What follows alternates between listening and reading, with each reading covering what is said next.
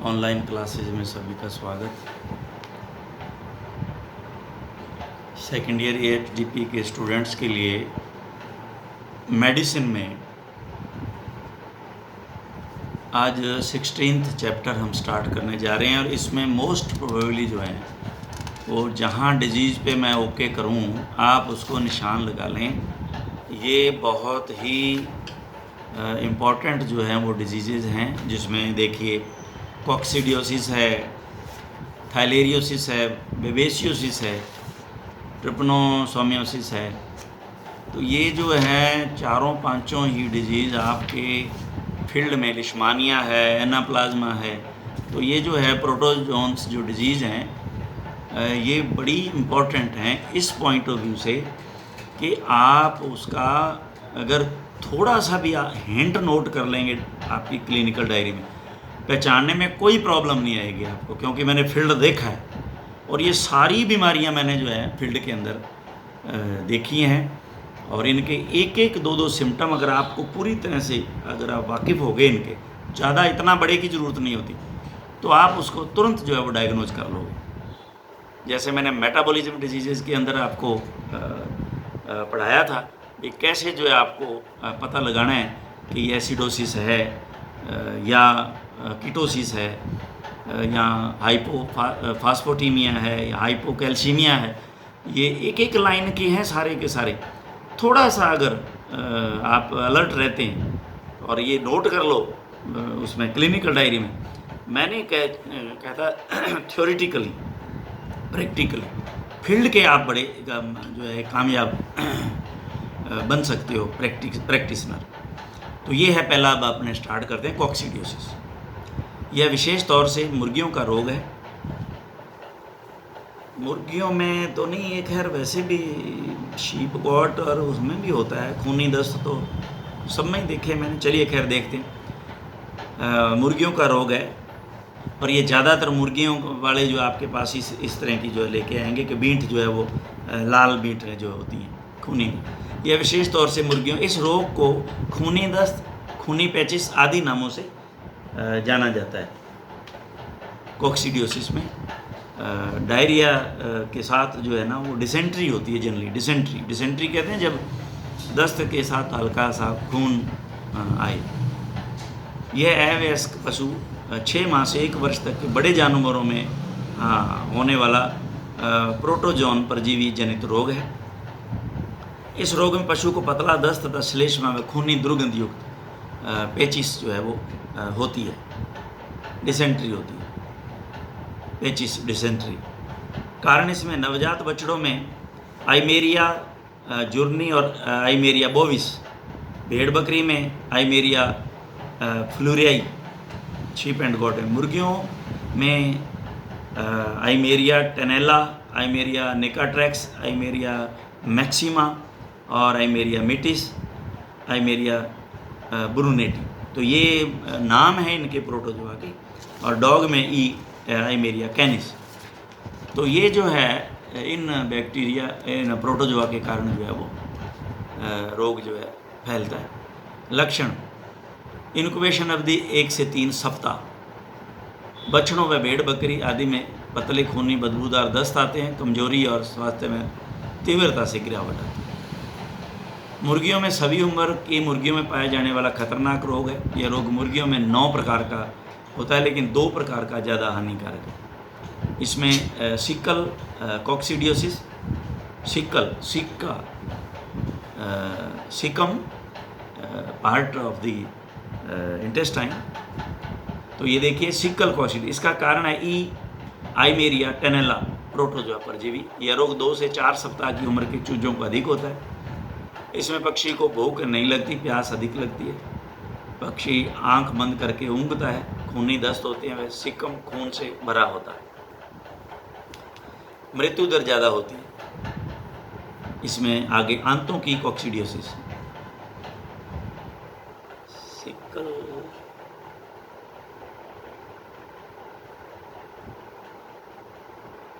यह रोग 4 से 10 सप्ताह वाले चूजों में होता है। इसका कारण आइमेरिया निकेट्रिक्स नामक प्रोटोजोआ परजीवी है। भूख में कमी, बंद आँख कर ऊँघना, पीला खूनी दस्त, पक्षी को बीट करने में कष्ट, इसलिए चूजा बीट करते समय चू चू की आवाज़ करता है। मृतक पक्षी की आंतों में खून मिलता है और पक्षी कमज़ोर होकर चल नहीं पाता, बैठ जाता है। कम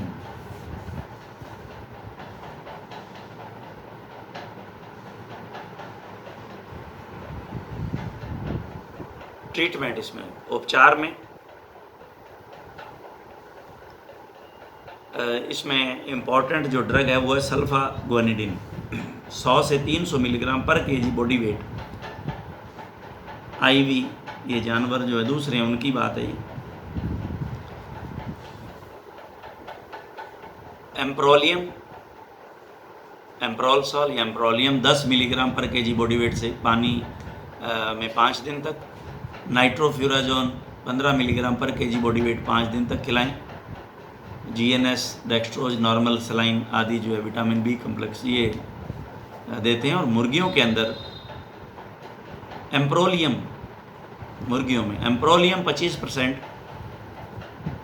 रक्षात्मक में 250 ग्राम 100 किलो दाने में, और 2 से 12 सप्ताह के बच्चों चूजों में नाइट्रोफ्यूराजोन 0.0055 से 0.0056% रक्षात्मक, 0.022% चिकित्सा हेतु दाने में। फिराजोलिडोन 0.01% दाने में। एप्रोल 10% 1 ग्राम पर लीटर पीने के पानी में 5 से 7 दिन। और ये कोड्रीनल होती है या कॉर्ड्रीनल है, कॉर्ड्रीनल नहीं होता, ये शायद कॉर्ड्रीनल है। ये बहुत ही अच्छी मेडिसिन है, बहुत यूज़ की है फील्ड में और ये कारगर है। कॉर्ड्रीनिल, अब ये नाम मुझे याद आ रहा है, कॉर्ड्रीनिल, ये कॉर्डिनिल है, कोई बात नहीं। कॉर्ड्रीनल 1 ग्राम पर लीटर पानी में दिन में 2 से 3 बार। रोकथाम में बछड़ों के बाड़े में नियमित सफाई करें, ब्लीचिंग पाउडर का छिड़काव करना चाहिए। पशुओं व पक्षियों को स्वच्छ जल पिलाएं, तो इसमें जो अगर प्रोटाजोआ नहीं है तो ये बचाव हो सकता है। तो ये कॉक्सीडियोसिस याद रखें, खूनी दस्त, अब ये क्लिनिकल डायरी में लिख लेना चाहिए। खूनी दस्त है यानी कि पेचिस है, डिसेंट्री है, तो वहाँ कॉक्सीडियोसिस, बस सिंपल सा बात है। अब उसमें देना क्या है, कितना देना है, ये आप को याद करना पड़ता है। तो इसमें अब है थाइलेरियोसिस। ये फील्ड के अंदर डायग्नोज होने वाली या मिलने वाली आपकी बछड़ों में गांठों वाली बीमारी के नाम से जानी जाती है। बछड़े में गांठ-वाली बीमारी होगी, ये बोलते हैं लोग थाइलेरियोसिस। तो ये एक इम्पॉर्टेंट है, तो इसको आपने ख़ास तौर से ध्यान देना है। और इसमें क्या ट्रीटमेंट है, क्योंकि ये जनरली लोग जो है इसका ट्रीटमेंट करवाते हैं या कई बार नहीं होता तो डेथ हो जाती है, तो हाई टेम्परेचर होता है इसमें। इसको ईस्ट कोस्ट फीवर भी कहते हैं और रोडेंसियन टिक फीवर भी कहते हैं, क्योंकि ये बीमारी होती टिक से है, क्या कहते हैं इसको, चींचड़ों से होती है ये सारी, और रेड वाटर नामों से भी इस रोग को जानते हैं। तो ये टिक्स जो हैं, इसको चींचड़ जो है इसका कारण बनते हैं, तो जानवरों में ये नहीं लगने देने, तो तभी ये। और लेकिन गर्मियों में क्या होता है, अब ये मौसम बड़ा है, ह्यूमिडिटी वाला है, 100% जो है कितना ही वो कर लो, अभी इस मौसम में जानवरों में बहुत खूब चींचड़ आपको मिलते हैं। यह एक विदेशी नस्ल के संक्रमण से उत्पन्न गौवंश का महत्वपूर्ण परजीवी रोग है। इसमें पशु के तीव्र ताप, स्थानीय लसिका ग्रंथियों जैसे सब स्कैपुलर लिम्फ नोड आदि में सूजन आ जाती है। तो कई बार क्या बोलते हैं, ये जो स्कैपुला है वहाँ, यहाँ बोले गर्दन वाली गांठ रोग आ गया, तो यहाँ क्या है, ये जगह, यहाँ अगर आप बछड़े को यूँ ये फील करोगे ना, यहाँ उसकी गर्दन के पास में इस तरह से, तो यहाँ आपको गांठें महसूस होंगी। नॉर्मल तो ये लिम्फ ग्लैंड होती हैं छोटी छोटी, लेकिन ये अगर बढ़ जाएं तो इसका मतलब है ये थाइलेरियोसिस रोग के कारण है। कारण इसका मुख्य रूप से थाइलेरिया पार्वा और थाइलेरिया एनुलेटा, थाइलेरिया म्यूटान्स नामक परजीवी के कारण से गौवंश व भैंस वंश में होता है। भेड़ में थाइलेरिया ओविस तथा ऊंट में थाइलेरिया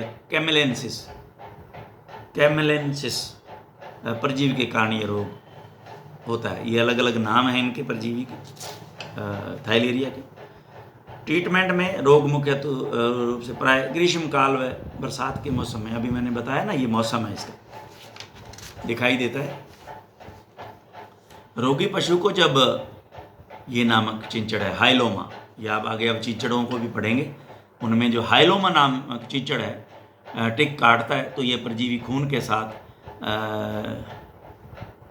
लार्वा व निम्फल स्टेज में चिंचड़ में प्रवेश कर जाता है।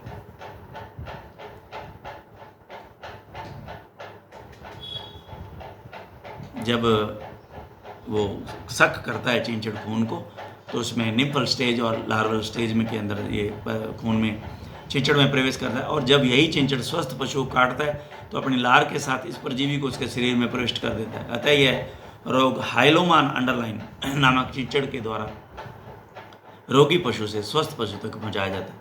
और वैसे भी अगर मैं आपको बता दूं कि ये जो फूलने वाले चिंचड़ होते हैं ना, फूलने वाले, वो है ये फूलने वाले चिंचड़। एक तो होते हैं बिल्कुल यूँ बहुत ही चपटे से, वो नहीं जो फैलते हैं, कि उनको पता नहीं क्या मारवाड़ी में मतलब क्या बोला करते थे, क्या गोयड लाग गया, क्या ये कुछ ऐसा नाम बोला करते थे, क्या जी गोयड देखो कि यहाँ लाग रहा मोटा मोटा। तो ये चिंचड़ के माध्यम से हाइलोमा नामक है जिसका, वो हाइलोमा क्या है, ये कहाँ है, ये आगे हम पढ़ेंगे। इसमें चिंचड़ जब पढ़ेंगे ना टिक्स के बारे में तो ये पूरा पढ़ेंगे अपने आगे। उच्च तापमान 40.5 से 41.5 डिग्री सेंटीग्रेड, देखिए आप, हाई टेम्परेचर। और मैंने तो ये भी देखा है कि इसमें 107-8 तक भी पहुंचा है। अभी देखिए स्थानीय लसिका ग्रंथियों में सूजन आ जाना, ये लिम्फ ग्लैंड्स, लिम्फ नोड वो सूज जाते हैं, पशु सुस्त हो जाता है, आंखों में पेटेकिल हेमरेजेज हो जाते हैं। पेटेकिल हेमरेज मैंने आपको बताया भी है था शायद, पिन पॉइंट यूँ लगता है कि यहाँ ये खून है, लेकिन वो निशान होते हैं वो खून के, पेटेकिल। ये जो आलपिन की मुंह है ये समझ लो, बस ये यहाँ इतना। तो ये इस तरह के हेमरेज होते हैं। 3 से 5 दिन बाद इस परजीवी के मीरोजोइट्स लाल रक्त कणिकाओं में प्रवेश कर जाते हैं। मीरोजोइट्स ये स्टेज है इनकी डेवलप होने की, ये पढ़ेंगे आगे। प्रवेश कर जाते हैं तथा पैरासिटीमिया की स्थिति बन जाती है। पैरासिटीमिया क्योंकि पैरासाइट हो जाते हैं उसमें, आरबीसी में प्रवेश कर जाते हैं। रोगी पशु में भूख का कम लगना, श्वास लेने में दिक्कत, नाकों में स्राव का बहना, आंखों से पानी जैसे स्राव का गिरना, दूध का कम होना, अनीमिया व दस्त आदि जैसे लक्षण दिखाई देते हैं। कुछ रोगियों में पिस्ती यानी कि अर्टिकेरिया भी हो जाता है, चमड़ी। निदान लक्षणों के आधार पर रक्त में थाइलेरिया की उपस्थिति, हीमोग्लोबिन लेवल कम हो जाता है, 2 gram 100 ml, erythrocyte count decreases 1.5 to 2 million per cubic millimetre तथा packed cell PCV packed cell volume decreases 7 to 9%। ये पैक्ड सेल वॉल्यूम और ये मैंने आपको सब बता रखी। लसिका ग्रंथियाँ यानी कि उसके बाद में प्लीहा, यकृत, वृक आदि के स्मीयर में कॉक्स ब्लू बॉडीज दिखाई देती हैं। कॉक्स ब्लू बॉडी अंडरलाइन कर लेना इसको डायग्नोज के पर्पज से, कॉक्स ब्लू बॉडीज दिखाई देती हैं। सीरोलॉजिकल टेस्ट में complement fixation test, capillary agglutination test, haemagglutination inhibition test, agar gel precipitation test और इनडायरेक्ट फ्लोरिसेंट एंटीबॉडी टेक्निक, इनसे हम इसमें इसका जो है वो डायग्नोज करते हैं इनसे टेस्ट से। तो हमने तो यहाँ ये था नहीं मेरे समय में, तो हमने तो उसको सीधा लुधियाना भेज दिया और वहाँ से वो टेस्ट करवा के लाया और हमने इसमें उसके बाद में जो ब्यूटालेक्स है वो देने शुरू किए केसरी सिंहपुर के टाइम में। तो ये सारे के सारे जानवर जितने बीमार हुए सब ठीक हुए और वो बच्ची भी हो गई जिसका हमने सैंपल भेजा था वहाँ, वो भी जो है इंजेक्शन उसके भी लगा तो वो ठीक हो गई। बहुत बुरी सीरियस कंडीशन होती है।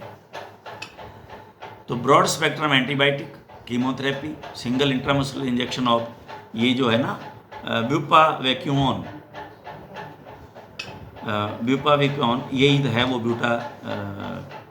ब्यूटालेक्स। खुराक इसकी 2.5 milligram per KG body wait, very effective, ये बिल्कुल सही है।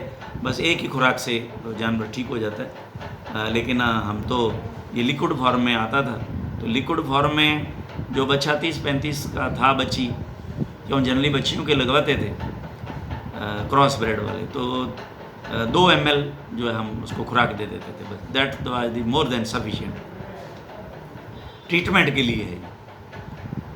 अच्छा, बैरेनिल आल्सो यूज, ये बैरेनिल जो है इन क्रॉस ब्रेड में कहीं काम नहीं करता, लेकिन ये बैरेनिल जो हमारी देसी गाय की बच्चियाँ वो उनमें काम कर जाता है। मैंने भादरा में ये बैरेनिल लगाया जिन जिन बच्चियों के वो ठीक हो गई सारी। लेकिन यहाँ जब मैं केसरी सिंहपुर आया तो यहाँ क्रॉस ब्रेड है सबके पास में, तो बैरेनिल लगा लगा के थक गए हम तो। ऑक्सीट भी लगाया 3 दिन तक, वही उसका रिस्पॉन्स नहीं आया। तब हमने जांच के लिए भेजा कि ये कुछ और तो नहीं, लेकिन वास्तव में वो यही था थाइलेरियोसिस। लेकिन उन्होंने वहीं से एक डोज भेजी कि ये डॉक्टर साहब को कहना ये लगा देंगे, तो ये वो ब्यूटालेक्स था, तो हमने उसको लगाया और वो ठीक हो गया भैया। तो ये ब्यूटालेक्स, हाँ ये दे रखा है इन्होंने ब्यूटालेक्स, और जो है इसमें बुपेवाक्यूनोन और क्लेक्सॉन 10 milligram per KG body weight intramuscular, 2 dose at 48 hours interval. 2 dose लगाने की ज़रूरत ही नहीं पड़ी हमें, एक डोज ही सफिशिएंट रही है। उसके बाद में ब्यूटालेक्स जो है इसको अंडरलाइन आप करें, और डोज जो है मैंने आपको बताया बछड़े में 2 ml जो है वो इंट्रामस्कुलर, और बड़ी गाय में अगर ऐसा, बड़ों में भी आजकल देखने को मिल रहा है क्रॉस ब्रेड में, ये देखा है मैंने, तो उसमें हम 20 ml की जो इसकी वायल आती है तो मैं 20 ml ही लगा देता था। रिजल्ट जो इसके बहुत शानदार रिजल्ट आते हैं, एकदम जानवर ठीक हो जाता है। और ये गर्मियों का मौसम होता है, बुरा हाल होता है जानवर का, क्रॉस ब्रेड का, वो तो वैसे ही हाँफ रहे होते हैं, और अगर ये इतना टेम्परेचर हो जाए तो बहुत बुरा हालत होती है उस जानवर की। इसके बाद में halofuginone lactate 1.2 milligram per KG body weight orally, anti malarial drugs, कुनैन वगैरह, ये anti malarial drugs can be use, नीवाक्यूनेन, क्लोरोक्विनेन सल्फेट। ये यहाँ तो काम में मैंने नहीं लिया, लेकिन जब मेरी सिंदरी पोस्टिंग थी बाड़मेर, तो हमारे पास ये खूब जो क्लोरोक्विनेन आई हुई थी, स्टॉक बहुत बड़ा था। तो ऐसे जो बछड़े आए तो हमने एंटीबायोटिक लगाई, उनमें बुखार नहीं टूटा। तो मेरे एकदम वैसे ही दिमाग में आ गया कि भाई अपने पास ये क्लोरोक्विनेन पड़ी है, तो कई बार ह्यूमन बीइंग में बुखार नहीं टूटता, तो कहते हैं कि एक इंजेक्शन जो है ये साथ में आप दे देते हैं तो ठीक हो जाता है। तो मैंने इनके क्लोरोक्विनेन भी साथ में लगाई, तो बछड़े ठीक हो गए वहाँ पे। ये भी एक कमाल की बात है। अब बाद में पता चला कि ये क्लोरोक्विनेन भी इसके अंदर काम करती है। तो क्लोरोक्विनेन सल्फेट के हॉस्पिटल सप्लाई खूब आई हुई थी, तो हमने उसको खूब काम में लिया। तो ये डोज जो है 10 से 15 milligram per KG body wait, 30 ml का शायद आता था इंजेक्शन क्लोरोक्विनेन का, हाँ 30 ml के आते थे। बचाव कंट्रोल, चिंचड़ का जो है वो नियंत्रण करना बहुत ही ज़रूरी है। अगर आपने चिंचड़ों पर ये ध्यान रखना तो ये बीमारी से आप बच जाओगे। तो चिंचड़ आपके उसमें फार्म हाउस पे नहीं होने चाहिए। ये आप जो है राय जो उसके मालिक हैं डेयरी के, उनको आप दे सकते हो कि भाई ये चिंचड़ों से बचो, नहीं तो फिर ये समस्या आपके लिए खड़ी हो जाएगी। और ये इंजेक्शन महंगा बहुत है, ये सबसे बड़ी बात है। उस समय 2 ml जो है उनको शायद 200 रुपये का दिया था, शायद मेरे को ऐसा अंदाजा।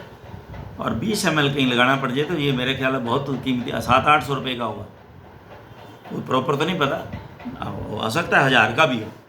तो ये एक महंगा ट्रीटमेंट है, तो इसलिए उनको चिंचड़ों से बचाव का जो है मेन जो बात कही जाए, कारण को ही हटाया जाए। तो आज हमने शायद 3 जो है हमारे दो डिजीज़ आज हमने पढ़ लिया है, ये इम्पोर्टेंट है। और तीसरा बेबेसियस, कल इसको हम इसके बारे में जानेंगे। Thank you very much.